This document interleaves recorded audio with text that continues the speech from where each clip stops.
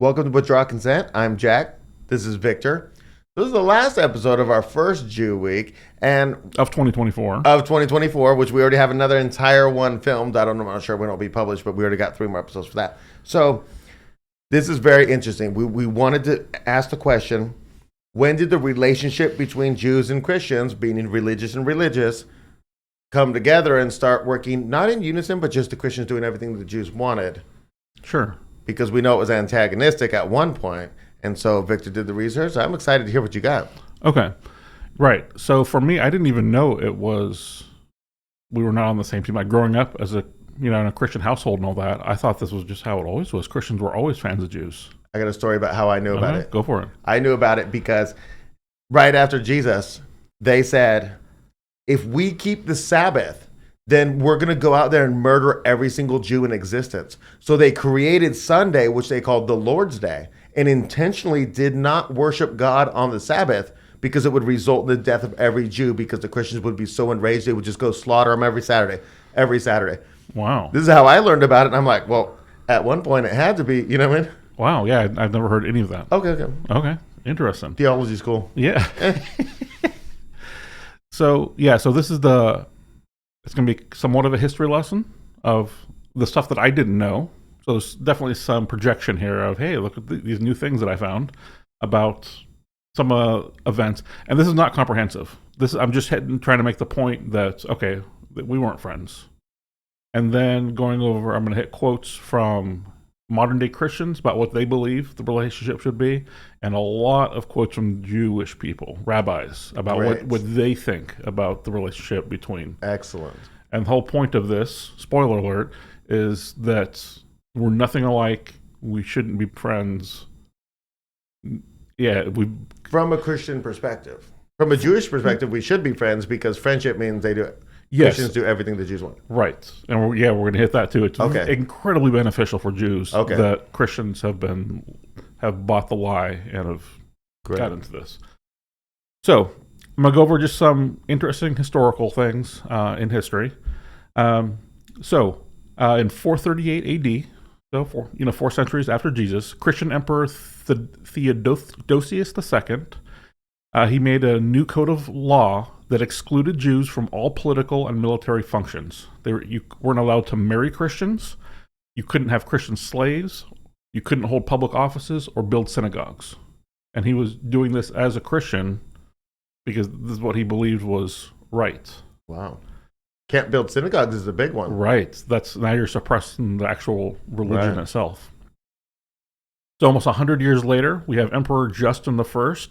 Jews were forbidden to make wills, receive inheritances, to give testimony in court. Oh, love it. Because if you caught a video that we did about the Talmud, they're encouraged to lie if it's against a Gentile and they can justify it in their mind. Yeah, that was yesterday's video. Yeah. And they're not only not give testimony in court, they can't perform any legal act. So you can't, I don't know if they had lawyers back then, but you were just not allowed to be involved in the law at all. So now this list was from a guy who is a modern day Christian who believes that Jews and Christians are from the same source and that type of thing. So he calls this, Jews are now second-class citizens. So it's an ignorant perspective because he doesn't understand what's in the Talmud and who these people are and what they believe. Right. So he paints them as a victim. Because if you just think from a civil rights or a human rights view, this is atrocious what's happening. Right. But that's without causes and right. stuff. You're not looking into why were they making these laws? Right. There's no discussion of that, and this is linked below to this. It is an incredibly long, paper that was published in 2006. I don't see the author on it, but you can go way more into depth than I'm doing right now. So in 1144, so now we're over 1,000 years past Jesus, a 12-year-old boy by the name of William was murdered near Norwich, probably by a local sexual deviant. So this is from the Christian's mouth that I was just explaining. Okay. So he's a pro-Jewish Christian relationship guy. Okay. And so he believes that it was a local sexual deviant. And in my mind, I know what the Talmud says about Jews and Goy kids. Right. Okay, so I'm like, okay, makes sense so far. So a monk comes and he formulates a theory that the boy had been ritually murdered by Jews via crucifixion. Now, the crucifixion, I could say, okay, that's not even a Jewish thing. That was a Roman way of killing people. And he does say that in the paper, so that didn't make sense. But he uses that to discount the entire story that, well, it could have been Jews that did this to begin with. So anyway, the dude or William, the kid, becomes Saint William. And there's, people do pilgrimages to visit the little shrines that they make of him, and it becomes this big thing. So then, according to this guy, there's all these other children getting murdered over the next couple decades, and everything gets attributed to Jews because of this one William story. And there's never anything in his paper that goes, well, it could have been. Right. He's just completely discounting it as it was anti-Semitism. Right. And I'm not saying I know it was Jews. Right. I'm just saying you have to consider it. It's the hate that they have accumulated over the millennia. It's not for nothing. Like, it's an earned thing. So there's a whole list of places and years, starting from 1168 in Gloucester, Winchester, 1192, all the way until 1255, and we find the body. What are these places? Yeah. Oh, it's all places just like where kids die. Yeah, the other kids that died are blamed on Jews. Okay. And they have a word that they use specifically when the local authority takes almost like a collective action against the Jewish people that are there. It's program, but instead of the A. Pogrom. Pogrom. Yeah, pogrom. Okay, I'd never heard that word before. Apparently, this time period is when but it's kind of related to like a massacre. Yeah, so like in the story we're going to do right now, they find a 9-year-old boy named Hugh, and he was discovered down a well, which we talked about literally yesterday. That's hilarious. Right. They're commanded to. Oh my goodness. Yeah. Okay. To put us down wells, but they sure didn't do this, right? For sure. The dude who wrote this has never seen that passage in the Talmud. I had until yesterday, so right. I'll give him a little pass on that. Yeah, but if you're writing this, you're not even looking at the other side. Right. So because of this, they hung 19 Jews for this kid being down the well, and so that's like you're saying, it's a massacre. Yeah. So let's see. Okay, so there's just some history of Christians doing things specifically to Jews, more than likely earned. Maybe there's some irrational stuff in there. Mm-hmm. I don't know. So we're going to talk about a couple Christians, modern day Christians, and just some of the things that they say. And this is exactly the stuff I heard growing up from, Okay, so we're fast forward all the way till the present? Yeah. Okay. I was wondering, like, were the Crusades about stuff that Jewish people were doing, and it seemed like it was all about Muslims and all that. I didn't know, but that was something I was curious to see if. I've never sensed any of that. Okay, so Pat Boone, North American singer and evangelist, said there are two kinds of Judaism: Orthodox and Christian. So he's saying Christians are actually Jews. It's just a different offshoot. Wait, there's two different types of democracy. There's democracy and communism. You can't say that. You can't say that. Right. Oh, my fellow communist. You say to a guy who's like, I love democracy. Yeah, you can't. It's a terrible conflation. Right. Wicked conflation, I'll say. Because there's ill intent involved, Yes. Yeah, totally. Okay. And then here's American Christian leader Professor Franklin Littell. He declared that to be Christian is to be Jewish. So, like, I honestly, I never heard that one from the pulpit or, Sunday school or anything growing up. Did you run these guys through coincidence detector? Yeah, they weren't showing up. Just checking. Okay. Yeah. Okay. So now we're going to a lot of quotes from Jewish people. Okay. So this is Joshua J. Adler. He's just like an author. The difference between Christianity and Judaism is much more than merely believing in whether the Messiah already appeared or still expected, as some like to say. Well, that was what I was told. Like, this is just the Bible that the Jews still believe in, is just being extended, and these prophecies have been fulfilled. And he's saying it's much more than just the... Right, the differences are much more than that. Oh, okay. Well, that's very accurate. Yeah, but again, that wasn't... I didn't know that. Right. But even... Yeah. Yeah, go ahead. No, I'm saying it's still a big difference, that. Right. It means one group's burning in hell for sure. Because Right. if you're a Christian and you're doing this false God thing... It's an idol or whatever. Idolatry, your whole life is dedicated. And if you're over here and you're like, you know, he's Right. burning in excrement... One group is right, or both are wrong. You know what I mean? Like that. There's no way that both win. Both are right. Yeah, it's not a thing. Okay. So Mr. S. Levin, they didn't have his first name. I don't know why. So Christians always say, after all, we worship the same God. We worship the God of Abraham. And the Christians always say this to the Jew, but the Jew never says that to the Christian because the Jew knows that this is different. Jews know that he does not worship the Christ God, but the Christian's orphan needs to worship the God of Israel. And the Jewish guy made a point, like, why don't Christians ever say that to Muslims? Because it still all goes back through Abraham, but that's not a thing that Christians ever say. That's a great point. And again, I knew that intellectually, but I've never wondered why aren't we connected. I also think it's foolish if you're a Christian and you ever say, well, we worship the same God as the Jews.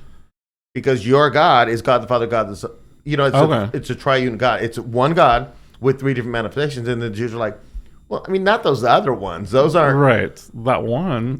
Is it the same God then? Is it or isn't it? Yeah. If you take Jesus Christ out of God, out of the Godhead, right? Just one God, take Jesus Christ out and say, is it the same God? Well, I mean, then you're going to strike down whole towns and, you know what I mean? Sure. Slaughter everybody and you're doing sacrifices, this and that. This is an entire different scenario. It's not the same God. Okay. Right.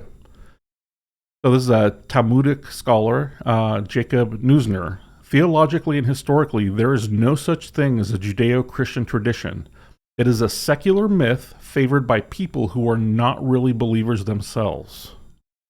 So from his perspective, Christians who believe this aren't even like Christians. That's how far off the Jewish guy believes we are. I got another point. Go for it. I was just thinking about what you were saying in that quote. Well, he was saying, and it's like, look, you're always like, but it's Judeo-Christian morality. All the time you hear that. What?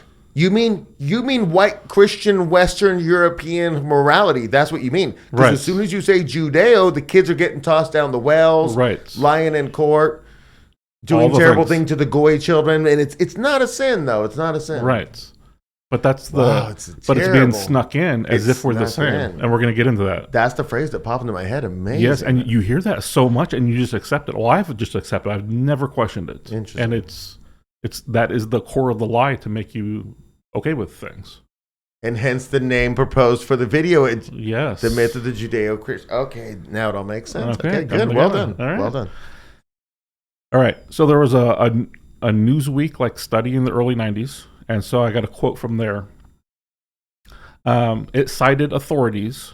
So this is like Jewish authorities. They indicate that the idea of a common Judeo-Christian tradition first surfaced at the end of the 19th century, but did not gain popular support until the 40s as a part of the Americans' reaction to the Nazis. The Jewish people made a lie, made themselves a victim, and then they're like, oh, these are our people. We should support them. My goodness. You've got to be kidding me. Okay. And so And this is a Newsweek study? This is Newsweek in the 90s. My gosh. Okay. So now another thing that, again, I remember being in like end times classes and whatnot. Christians love that Jews are in Israel because for Jesus to come back, the temple has to be rebuilt and they have to start doing sacrifices again. So in Christians' minds in modern day, this is an acceleration towards the end times. And we're getting closer to Jesus coming back. Therefore, we support them. Okay. Well, I'll tell you, my God is so weak that I need to go fulfill his prophecies for him. Right. See, I feel like it's an artificial thing. It's artificial. Now, if God appears in front of me and says, you're doing this, I'll go march out there and do it. You know? But it's like, God, hold on. We've got this. Right. We can do this. Yeah. The rabbi says, you know what I mean? You know what I mean? Like, we just go do the thing. We've detested these people for 2,000 years, but we'll switch because we want to make this come true for you. Right. Yeah. And then great things will happen. Great things will happen for the Palestinians as long as we support them. You know? Because we're on the good side, the side of... Amazing, huh? What if we... Oh my gosh. What if Christians weren't supporting Yes. Israelis?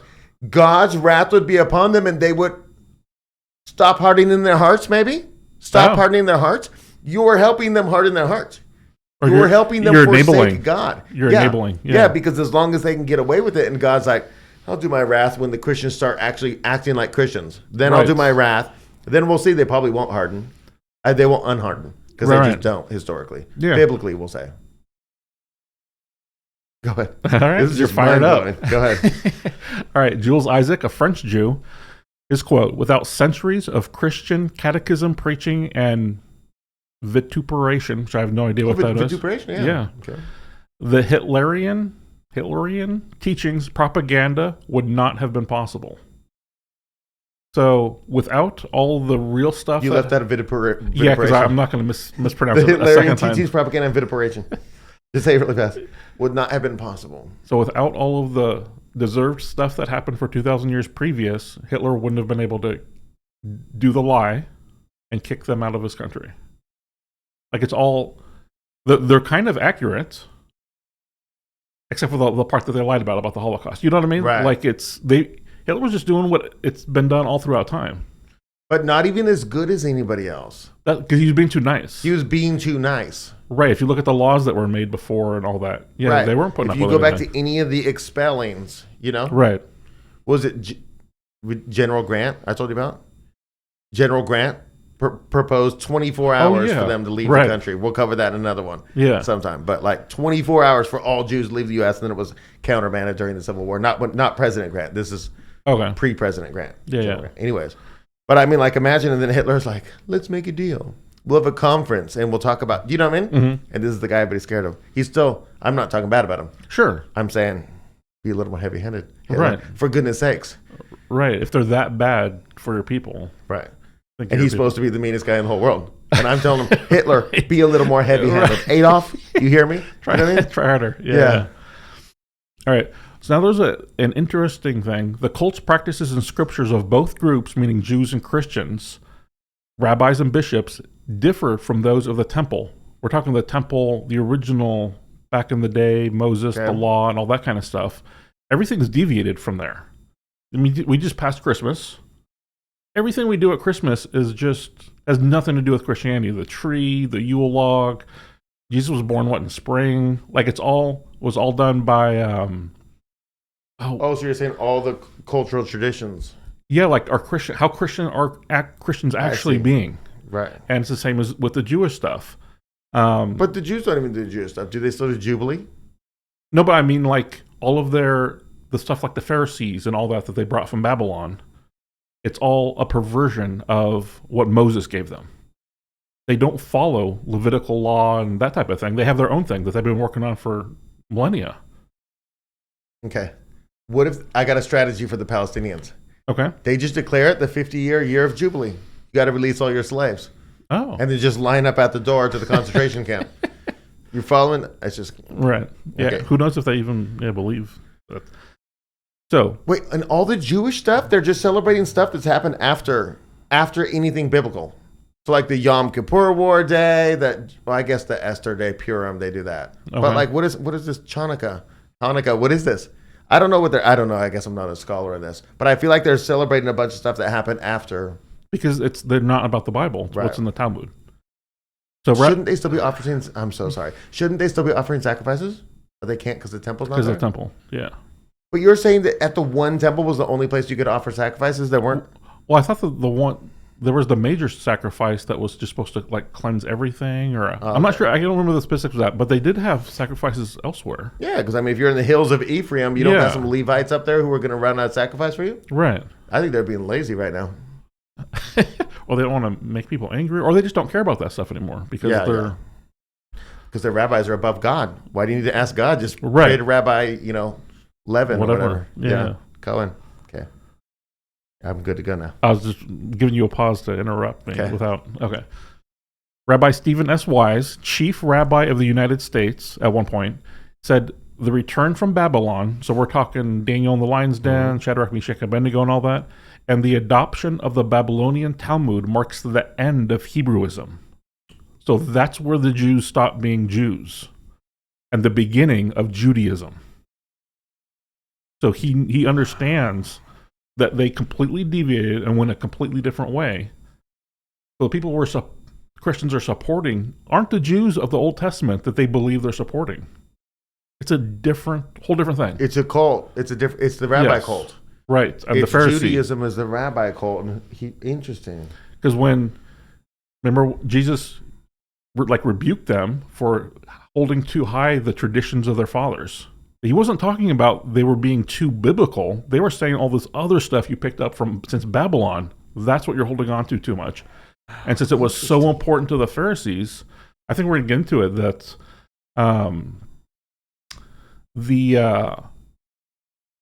early on, the Christians blamed the Talmud for killing Jesus.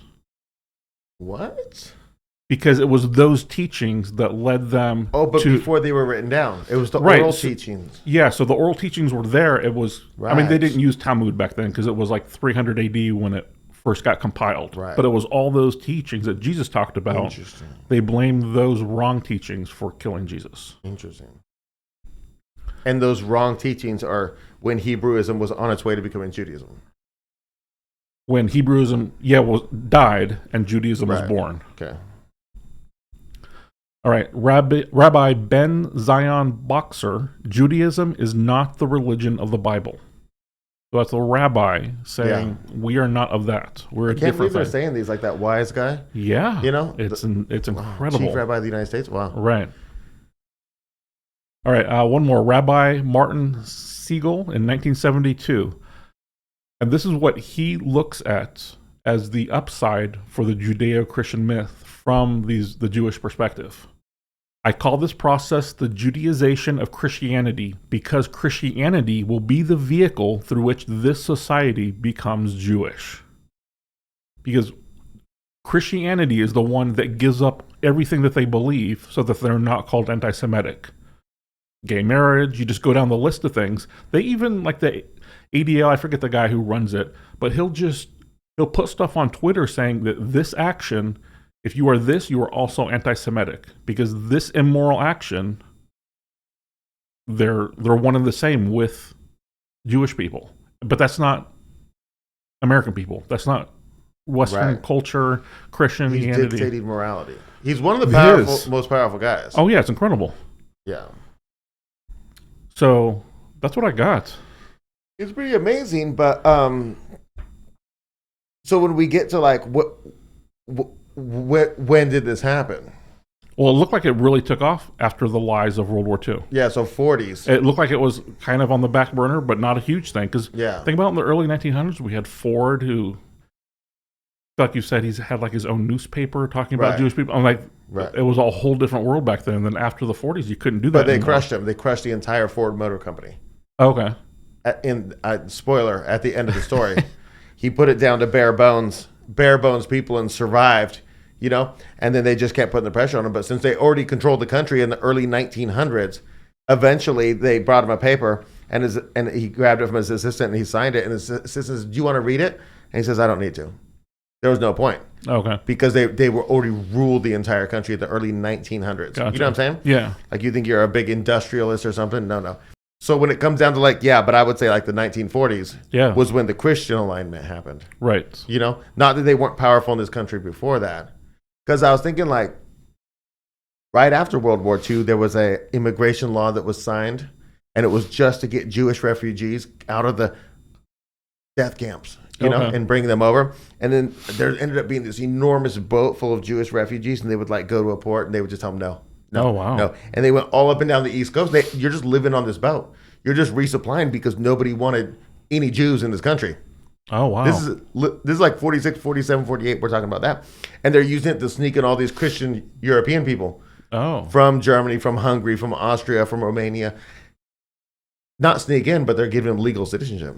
Okay. But it was only made just to help Jews because Jews were doing some good control in the Congress, but the people were still totally against it. Okay. And then it just shifted, you know?